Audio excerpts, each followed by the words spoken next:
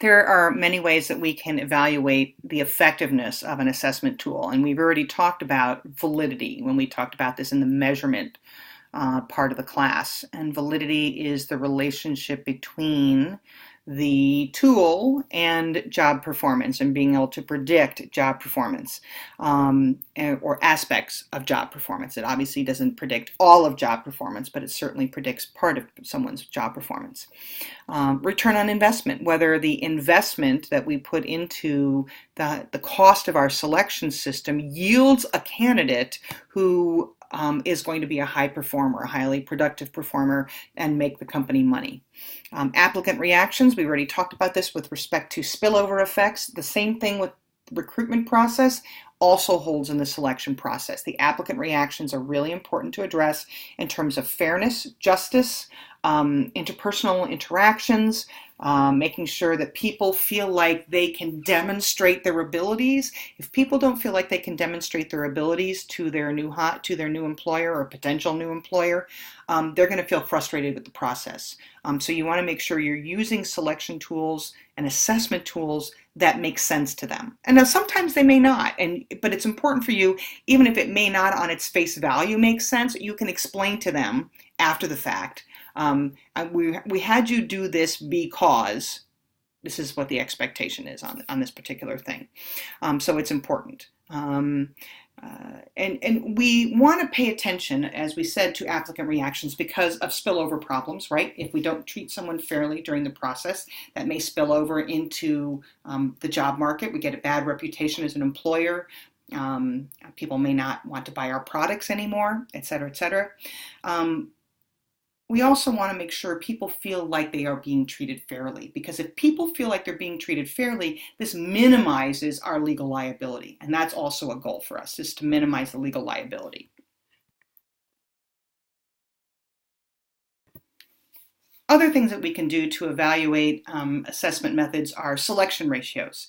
Again, looking at the selection ratio across different assessment methods that we've used and whether or not they may have had some were hired at a higher rate than others, etc. So if we have a low selection ratio, it means we're hiring only a few applicants.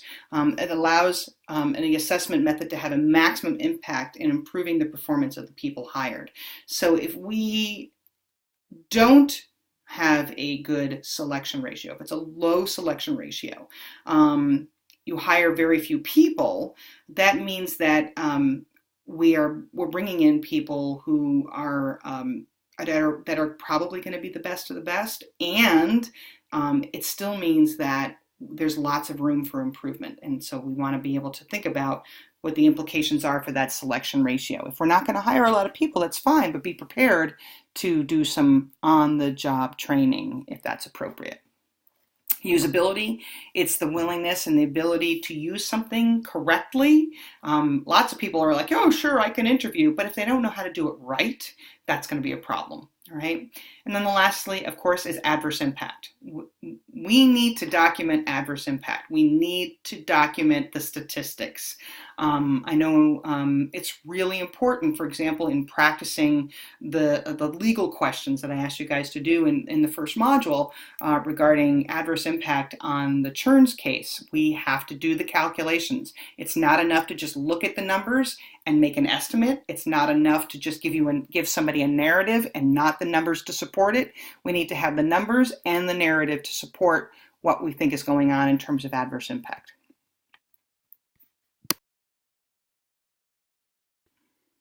How can we reduce adverse impact? And we've talked about this really since anybody's been in management for 30, right? We should be aware, how do we make sure we're not having an adverse impact against people? And remember, we're evaluating 3 basic sets of characteristics. The flow of people into the company, so the selection rates into the company. We also want to look at and make sure that the rates are comparable between majority and minority groups, whatever they are. We want to look at our stock statistics and look at and making sure that we are not underutilizing the available pool in our labor market. So if we have a labor market that's primarily female, but our company is mostly male, or vice versa, the area has a lot of males, but that are in the workforce that are eligible to do this work, and when we don't hire enough of them, that's a problem. And so we need to make sure that we have representative of our stock statistics, of the stock from which we pool our applicants. Lastly is the concentration statistics. Remember, we're looking at how people are concentrated in what kind of job categories and looking at the promotion rates from lower to higher levels. Do we see more people in higher level positions but not enough in lower level positions? Are we seeing patterns that we should be aware of? And in the Churn's case, you'll notice that they were underutilizing men in the sales associate position relative to their availability in the labor market, but in terms of concentration, you saw a higher percentage of them in department and store manager positions. So this is a concern for the company. They may be underutilizing at one area, but then they are promoting men over women at a significantly increased rate. So that might tell you that there is some bias going on in the decision process that we need to investigate and be aware of. So getting back to the ways to reduce adverse impact, we want to use targeted recruiting to increase the number of qualified minority applicants. So part of what we do in affirmative action, part of what we do in targeted recruiting is looking at different recruiting sources and recruiting sources that can bring us diverse minority applicants. And we need to have documented evidence that we're using those sources to increase the number of minorities and women and disadvantaged individuals into our company. We want to expand the definition of job performance to include areas of contextual performance such as commitment and reliability in addition to task performance. And so it's not enough to just say someone could do a task. If they are committed and that they're reliable and they're conscientious, this is also important. So someone may not be a great performer at first, but they may be able to learn over time how to be a better performer. So that is something we want to pay attention to. We want to combine predictors to reduce adverse impact. So if you're using a cognitive ability test that's really great at predicting performance, but also has evidence of adverse impact against women, we want to use this in conjunction with other tools that are not going to have an adverse impact against women and use those combined in a way to mitigate the challenges that come from using the cognitive ability test with adverse impact. If that is the only tool that you use, you run into major problems. But if you can balance it and have a tool that is going to have adverse impact and use it with a tool that doesn't have adverse impact, they balance each other out for all intents and purposes. Lastly, using well-developed simulations is much better than using cognitive ability tests. And so if we can develop a simulation, a simulated exercise, that gives an opportunity for people to shine in the moment on the job, in the simulation, and enables us to make better hiring decisions in that respect, because the simulation is supposed to be as high fidelity as we can get in terms of its similarity to the actual job, and that's our goal. We want to have people doing things that emulate what they would actually do on the job. So it wouldn't remove the necessity to use a cognitive ability test, because the simulation will be a way for them to demonstrate that they know how to do their job. Other things that we can do to reduce adverse impact. If you are going to have a low selection rate, if there are only a few applicants are ultimately hired, your goal, of course, is to use assessment methods with less adverse impact early on. So high reliability and validity tools early on that don't have adverse impact, and then combine, and in later times you can have that combined with something that has a higher adverse impact later in the process. Because what we don't want is a situation where we are eliminating people from the applicant to candidate step of the process, not even allowing them to get beyond the application blank, because the adverse impact may be eliminating them. So we want to have a broader pool allowing for more people, more diversity to come in, and then giving them a variety of selection tests, some of which may have higher adverse impact later on, but giving them an opportunity to shine in a variety of different ways, so that we may be able to recognize that because cognitive ability tests can have an adverse impact, we want to make sure that we are looking at giving applicants every chance possible to perform well on a whole host of selection tools. Banding is a way to think about this and to avoid problems. So basically what you're doing is like banding people and applicants together in groups, so that we say anybody who's in this group is fine. They're equivalent for all intents and purposes. And here's a way to think about this. If you think of grades, students score from 93 to 100%, they're in the A band, and 85 to 95% are in the B band. And you basically just look at the band, A band, B band, C band, whatever, to compare your applicants. So anybody who's in the A band, we would hire from them first, right? And this is how we reduce adverse impact. The banded scores are really how you compare your applicants. So if you're in a band, even if you're maybe not high or low, you're not the highest in the band, you might be the lowest in the band, you're in the band. That means it's the highest graded band, and that's the group that you would want to select from. So creating an assessment plan is where, after we have created our job matrix and we know what sources we're going to pull our applicants from, then we need to develop the plan for how we're going to assess them. We have to look at what the job requirements matrix says in terms of the KSAs that are the most important, and make sure that we choose assessment methods that are assessing those highest level KSAs, the things that are the most important on the job and that we absolutely need people to have when they come in the door. So you want to make sure you think about which assessment method you're going to use, in what sequence will they occur. If you're doing a multiple hurdle test, that sequence is really important. If you're not using a multiple hurdle test and you're using more of a counterbalanced approach, then the sequence may not be as important, but you still want to make sure you have the sequence set up in a way that makes sense.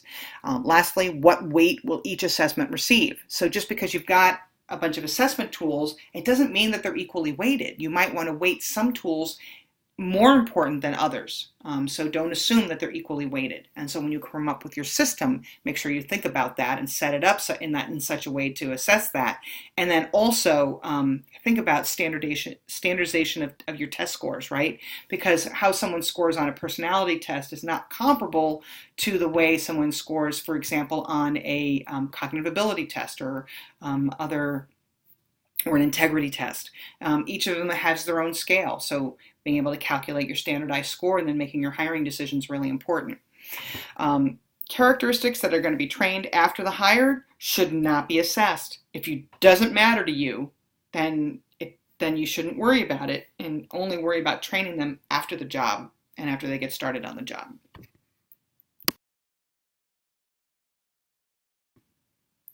An assessment plan is the next step, as I said, and here's a great example, an illustration of a good assessment plan for someone who's going to be hired for an accounting position. So, characteristics that they talked about someone would need to have is a customer focus, accounting skills, budget skills, time management skills, delegation skills, the ability to use accounting software, and attention to detail. According to your job requirements matrix, they are ranked in importance that customer focus, accounting skills, and budget skills are number 1. Number 2, ranked 2, tied, is time management and delegation. And then the third is the ability to use the software and the attention to detail. Now, the next column over is, are we going to select people for that skill, or are we going to train them on that skill? Now, using the software is great, and if you don't know it, it's not going to hurt you for the job, that they'll train you on it. But if you know it, that's an advantage, and it's one less thing they have to worry about. So the T here represents that the accounting software is something that the company says they'll train you on, so don't worry about it if you don't have it. But you need to be aware of that from the HR perspective of, What are the things you're going to select for, and what are you going to train for? So that's important. So the resume assesses certain things. Your pre-screening, it assesses the customer focus, the accounting skills, the budgeting skills. You can glean that from a resume. The phone screening can not only reinforce those things, but also can determine delegating skills and attention to detail, right? So we want to combine our phone screening and our resume screening to get at those major categories of things. Accounting and budgeting test is going to look at their, as a job knowledge test that they're expected to take, is getting at the accounting skills and the budgeting skills. And then the recruiter interview is getting at different questions. It's going to ask them about time management skills and delegating and things like that may not have been caught anywhere else. Next is the simulation, and the simulation can also capture all sorts of things that were not gotten or understood in the screening. And then lastly, the hiring manager interview is going to be getting at the customer focus and their time management skills. So that's what their primary questions are going to be based on. And they may ask a few other questions, but the primary focus is going to be on the customer focus and the time management skills. And so again, we get minimum criteria, then we look at their resume and the phone screening to see whether or not they go from applicant to candidate. And then we do the accounting tests, the recruiter interviews, and the simulation tests to determine whether or not they'll make it to finalist. And if they make it to finalist, then they go to the hiring manager interview, and the hiring manager interview then makes the determination which one they're going to hire. So that's what your flow and your plan should look like. So when you think about this for the simulation, you should have a similar type of table set up for the simulation of this is what we're going to do, this is what it's going to be at each step of the process, these are the things that are the most important based on the job requirements matrix from our job analysis, and these are the things we're going to select for, these are the things we're going to train for later on. When we're choosing among assessment methods, we should be aware of a whole bunch of different things. The choice should be based on which methods best assess the applicant characteristics and competencies that the job analysis said were the most important. And so we design our assessment system based on the results of that job requirements matrix and job analysis.